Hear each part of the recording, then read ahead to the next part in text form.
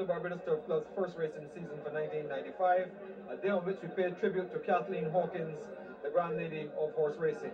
She's celebrating 60 years in horse racing, and of course the Barbados Turf Club and the entire racing public paying tribute to her contribution to racing.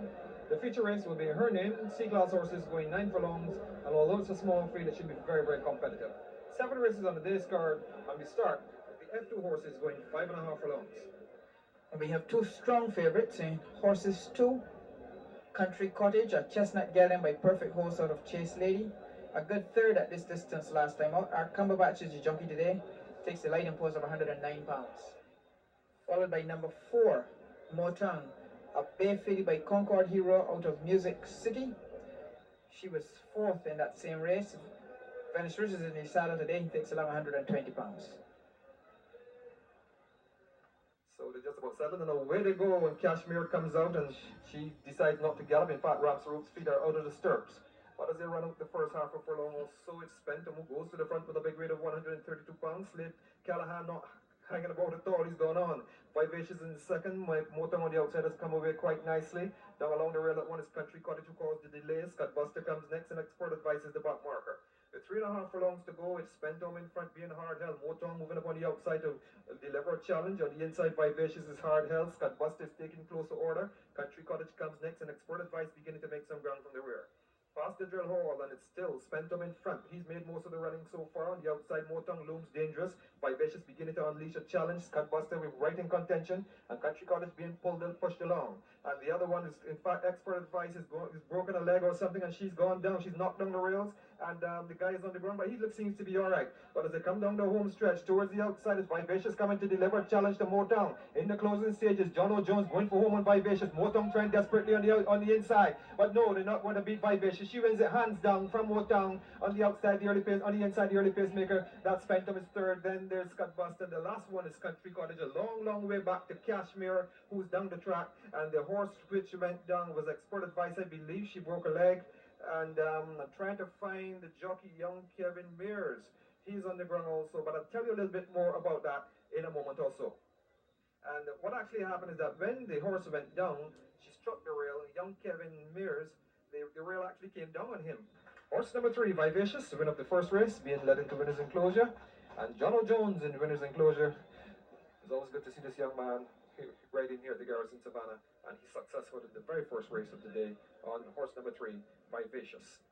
Race 2 is the April Flowers Handicap, going 7.8 furlongs for the E2 and lower horses. Number 5, Limit 1. This one has been in real good form. Was a good winner last time out. He's a little bit up in the weights this time, but expected to do extremely well. Number 4, Encino Girl. This one is better than the form we've seen before, and I wouldn't be too surprised if this one wins today.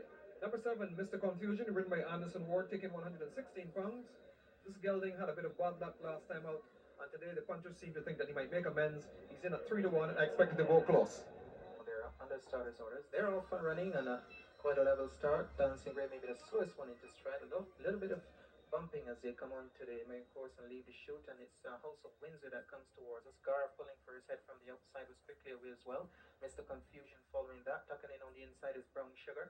Then behind that one is Encino Girl. On the wide outside is Limit 1. On the inside is Dancing Brady. Race by us here with just over 5 furlongs to go. House of Windsor goes on, extends that lead now to 3 lengths. Comfortably held from Garth in second position. Another 2 lengths back to on the outside Mr. Confusion going up. On the inside is Brown Sugar.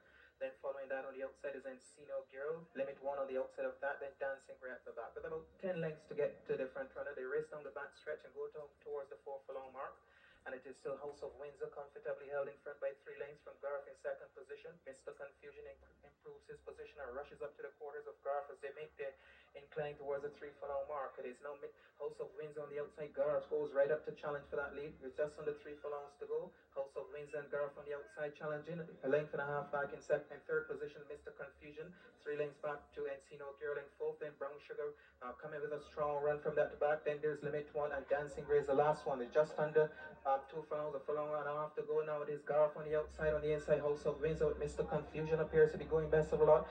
Traveling better than all of them on the outside is Brown Sugar as they come inside the final furlong. It's Garth on the outside. On the inside, House of Windsor, Mr. Confusion down the center of the course. And under the grandstand is Brown Sugar finishing extremely fast. But it looks like Mr. Confusion and Brown Sugar from the outside. Mr. Confusion wins it from on the inside. House of Windsor hangs on to be second.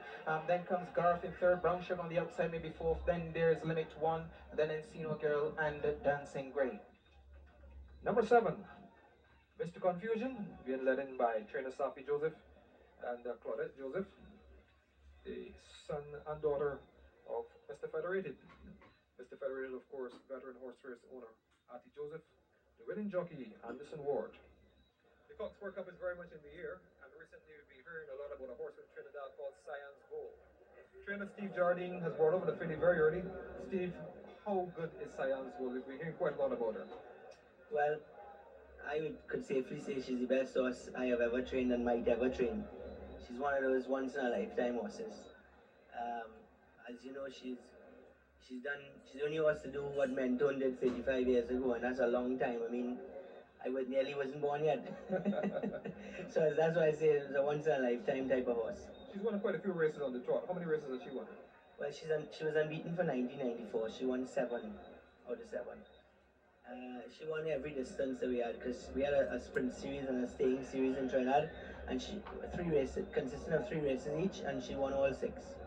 There is a claim by some that she's not treated very much. What is your response to that? Well, who's the judge on that? I could say that Alto Jane hasn't beaten much either. I mean, that is hearsay. I don't think that should ever come into play.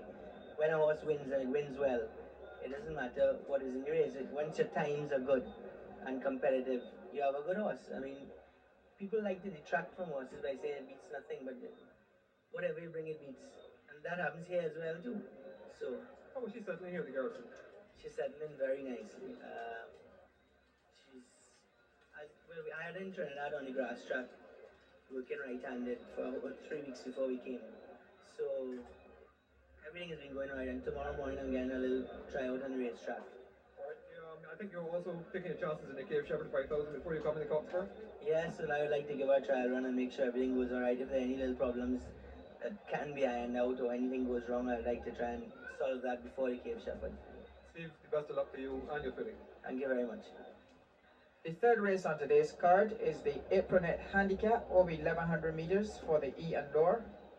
And there are 7 declared to face the starter. This is horse number 2, Forever Green. Venice Richards had the leg up, 118, and that's one of the favorite ones. Closely followed by number 3, Morning Star, Bay Filly by Concord Hero out of Rise at Dawn. Donaldson Jones had the leg up, and that's the joint top weight of 127 pounds. And away they go.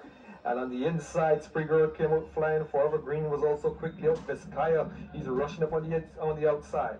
As they race towards the 4 furlong marker, Forever Green on the inside. But on the outside, Vizcaya puts his head in front. So it's Vizcaya who goes on by half a length now from Forever Green. Up on the outside, that one moving nicely is Morning Star. On the inside, No Pigeon. Fifth Avenue is right there, and Home Drum is the back marker.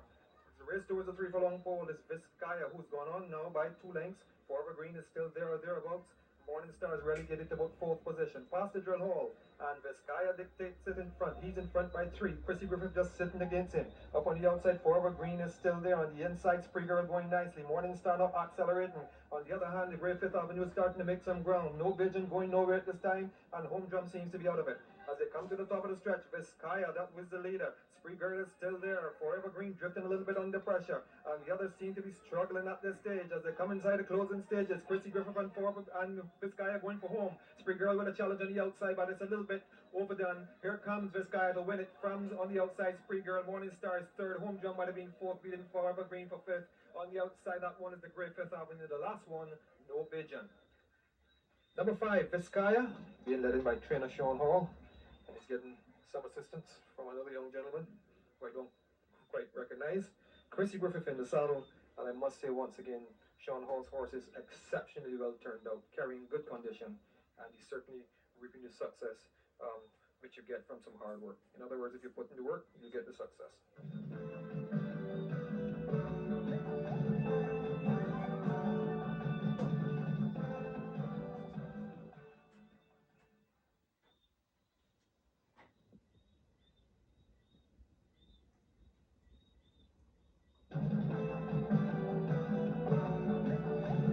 The Sunbird Handicap is the fifth race on today's card. And this one is for West Indian bred trio, all maidens only at entry over 1100 meters. This is horse number 1, Magic Wand, a chestnut filly by Nosferatu out of Diala. Quincy Welch is the jockey, top weight of 126 pounds.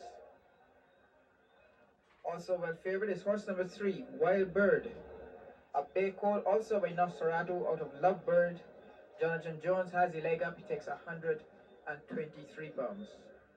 They're off and away. The Magic One came up fast, so too Wild Bird. Marceline was well away. But coming across from the outside, Tribal Nation. This is pure naked speed. I never thought I'd see a horse put 2 lengths on Magic One in the first furlong, but Tribal Nation has done it. She's gone clear from Magic One. And on the outside, Wild Bird going up nicely. The Jamaican Fly-In Corsair comes next. Queen Breeze, the last one to go in, is quickly out. As they race up the hill towards the 3 furlong pole, it's still Tribal Nation. Wild Bird going well on the outside. Magic One is not very comfortable in 3rd position. Crane Breeze coming from the rear. Also, there's Marceline. One coming up on the inside as well. That one is Ebo Rose towards the outside. Lover's Lane making ground. But let's get back to the front runner. That's where the action is. On the inside, Tribal Nation. On the outside, Wild Bird. 5 lengths back to the favorite. Magic One not going anywhere. Crane Breeze comes next. Ebo Rose with a run from the rear. Also there with a chance is Marceline. As they come to the top of the stretch, it is Wild Bird who picks it up with John O'Jones. Magic One running all again. Crane Breeze switching up to the outside. As they come inside the closing stages, Magic One hanging on strongly. Wild Bird plugging on at one pace. Here comes Ebo Rose with a run as well. But Magic One is a close thing between Magic One and Wild Bird. On the inside, Ebo Rose is third. Then there's Crane Breeze. And on the outside, the early pace maker, that was Tribal Nation. And the last one going past, that's Luscious. Magic One, beautiful chestnut filly, being led in by Mr. and Mrs. Philip Mosley, and Philip is now taken to kissing horses, just giving the chestnut filly a kiss. The winning jockey, young promising Quincy Welch. Horse number 1, Magic One, winning in a good time of 107 and 1/5, and scoring her maiden victory at the Garrison Savannah. We're on to the Superfecta race of the day, and this is the one where the betting is usually very attractive, and at stake to one winner in the Superfecta is $10,000 if you choose the 4 horses past the post, in order of course.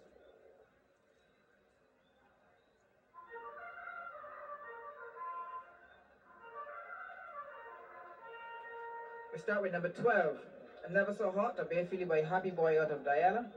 D. Whittaker is the jockey, 110 pounds. Then there's number 10, Desert Flight, a chestnut filly by Green Man out of Sunflowers. D. Bryan, 119. The one they'll all have to beat, horse number 14, Dance Madam Dance, a bay filly by Restless Thief out of Briar Bell. Anderson Ward is the jockey this afternoon. He takes 114 pounds. And our final pick in the 4, horse number 3, Spy in the Sky, a bay gelding by Concord Hero out of Spy Queen. Venice Richards is the jockey, the top weight of 129 pounds, but he will still have a good chance. Like flashing, that 9 furlong. They're off and running. Level start. Ingrid Light slowly into stride. So too was Never So Hot. To the front runners, Spy in the Sky was quickly away. So too was Cindy Crawford. In fact, she goes on now by a length from Spy in the Sky in 2nd position. Following that on the outside in the blinkers, that looks like Hot Night up early. Then coming across from the outside, Dance Mama Dance is in contention early as well. As they come down the home stretch for the first time, Never So Hot brings them into the home turn. From the outside, Hot Night. On the inside of that is Spy in the Sky. Dance Mama Dance wide on the outside. Then comes Red Knight tracking those. Then there's Real Bird. Then Latch Me with Ingrid's Delight on the outside of that. On the inside, Giveaway, Meteorite. And then Desert Flight is the last one. They go around the top turn and go towards the 5 furlong start now. And it is Never So Hot. In fact, that's Cindy Crawford in front by 2 lengths from Spy in the Sky on the inside in second. On the outside is Hot Night. Tracking those is Never So Hot going through on the inside against the rail. Then again, the rail following that is Meteorite. Between horses is that's Red Knight. Then going up on the outside is Real Bird. Dance Mama Dance is wide on the outside of the field. And Giveaway, Latch Me, Desert Flight, and one tailed off is Ingrid's Delight. They race towards the 3 furlong mark now. And it is still Cindy Crawford in front by 2 now from on the inside. Never So Hot on the outside. Spy in the Sky just shoves his head in front of that one. Real Bird runs into 4th position and is there with the challenge. Then following those a long way back is Red Knight, then Hot Night, and the others have no chance whatsoever as they race towards the 2 furlong mark. It is still Cindy Crawford, and she appears to be lengthening that lead as Spy in the Sky begins to point on the outside. On the inside, Never So Hot. Railbird begins to circle his field as well as they come to the bottom corner, just over a furlong to go. Cindy Crawford brings them into the home stretch. On the inside is Never So Hot between horses, Spy in the Sky, Railbird on the outside. Those four have separated themselves from the rest of the field as they come inside the final furlong. It is Cindy Crawford. This one is sprinting away and was going to win this one handsomely. Cindy Crawford, she hits the line now, wins it by 4 from Railbird, who runs on to be second. On the inside, Never So Hot is third. Spy in the Sky is fourth. Then comes Desert Flight and Giveaway. Then Red Night and Hot Night. Then Lakshmi, Dance Mama Dance, and last of the lot, Meteorite and Ingrid's Delight. You got the winner being let in. I recognize this is Margot Bulmer with the right next to us, and on the far side I don't recognize that lady. But they are leading in horse number 7, Cindy Crawford, winner of this Superfecta race, the Apollo Handicap, over 9 furlongs. Race 7 is the Battle Star Handicap, going 7.8 furlongs for the C2 and lower horses. Number 1 is Bruton Stream, racing in Barbados for the first time. This is an English-bred 3-year-old bay colt, and has been going quite well at exercise. They expect him to run a good race here first time out. Number 4, Lose in Love, ridden by John O'Jones. This is really one of the class horses in this field. Looks extremely well turned out. I expect that this one will put up an extremely good performance. A light flashing and we're running for this, the 7th race of the day's card. So as they come on to the main course, let's see who's going to lead it. On the inside, Wally Joe is well away. Song of the Sea is also well away between horses With Regard. As the race past the stands for the first time, it's With Regard on the inside, Song of the Sea. He picks it up on the outside, comes across. With Regard is in second position. Shane Kite's Lady well away. Then comes Wally Joe. And my goodness, the jockey on Shane Kite's Lady is down. As they go around the paddock bend, it is Song of the Sea who picks it up now. With Regard is still right there with him. On the inside, Wally Joe is about 10 lengths off now. Then comes Montparnasse. On the inside is Bruton Stream, the newcomer. On the outside, that one is Lose in Love. As they go past the 4 furlong pole, it is now Sound of the Sea and With Regard. They go together. 6 or 8 lengths before we come to Wally Joe, now beginning to move up. Then comes Bruton Stream. Montparnasse is moving up, and the back mark at the stage is Lose in Love. Past the 3 furlong pole, and it's now Sound of the Sea who's in command. With Regard is still there. Wally Joe moving sweetly on the outside as he swoops by and grabs that lead. It is Wally Joe who puts his head in front from Sound of the Sea. With Regard is there. Here comes Richards and Montparnasse on the outside. Newcomer Bruton Stream slicing through the back. And John O'Jones beginning to get down to business. He's getting busy on Lose in Love. As they come racing towards that home turn, Wally Joe slipped the field by 2. Montparnasse on the outside for the challenge. Lose in Love like a late train on the outside. As they come to the top of the stretches, Wally Joe, George Edge's big horse going for home. Here comes Montparnasse on the outside, Lose in Love with a run. As they come inside the closing stages with about 100 yards to go, Wally Joe under the stick. Here comes Richards and Montparnasse, but it is too late. Wally Joe wins it from Montparnasse. Bruton Stream is third. 5 or 6 lengths back to Lose in Love. Then Sound of the Sea, and the last one just going past With Regard. In a moment, I'll have a full rundown for you. In fact, before I give you the rundown, I can tell you that the jockey on Shane Kite's Lady went down, and young Quincy Welch went down from the filly. He was on the ground for a while. In fact, the doctor's just taking him off the track. On the stretcher. Let's hope that everything is all right as far as that is concerned. Number 2, Wally Joe, being led in by Mr. and Mrs. Bob Morton. Winner of this, the 7th race at today's card, the Battle Star Handicap. The winning jockey once again today, Anderson Ward. Certainly a good performance, and congratulations to all concerned. Today, horse racing in Barbados honors Miss Kathleen Hawkins, and to tell us a little bit about her career. Miss Hawkins, when did you come into horse racing? Tell us a little bit about the first horses you owned. Well, I came in about 60 years ago, and it started by my riding here at the Savannah, and then gradually coming down and getting a gallop until playing polo first of all, really, and then that's what brought me to the Savannah. I used to ride down, and then I started galloping around, and finally just raced. In fact, when I started to race, I wasn't even a member of the Turf Club, and I just entered my horse, and they found out after I'd raced a couple of times that I wasn't even a member of the club, so I had to join then. When you say you race, you actually rode in these races? No, I only rode in hack races, not in the big races. Far too heavy anyhow. No, I rode in some hack races, which were great sport, but they were organised with polo horses, etc. You know, and there weren't very many of them, but No, I didn't. I never rode in a big race.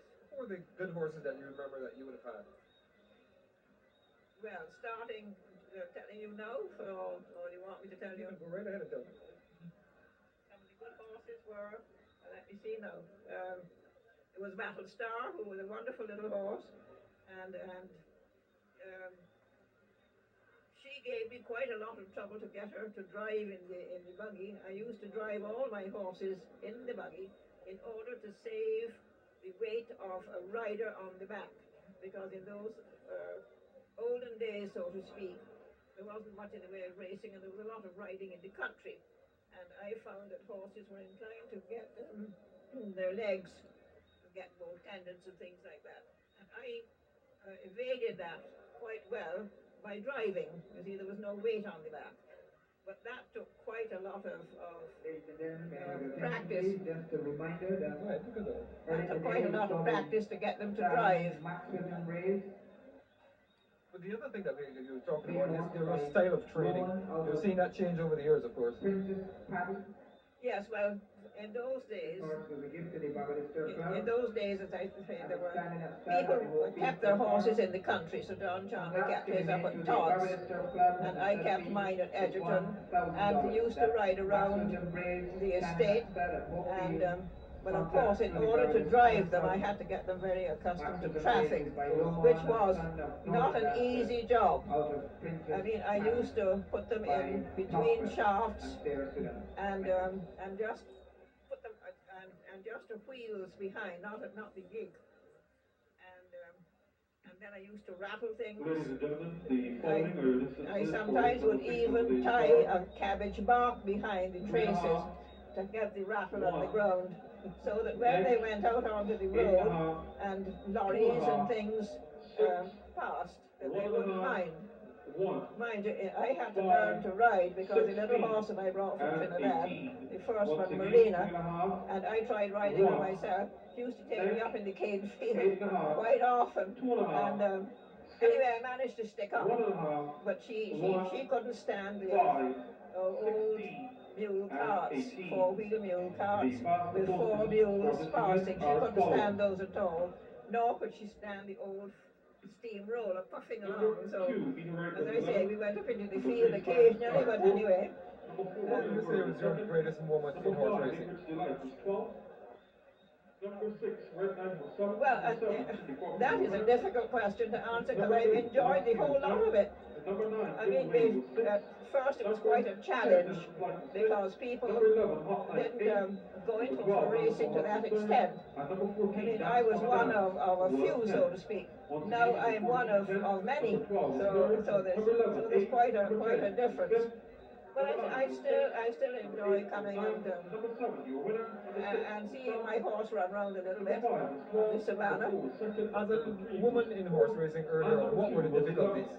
As a woman in horse racing, what were the difficulties? I don't know, it is we accept women in horse racing. I know that this wasn't done before. No, well, I think I was the only one who used to race to that extent.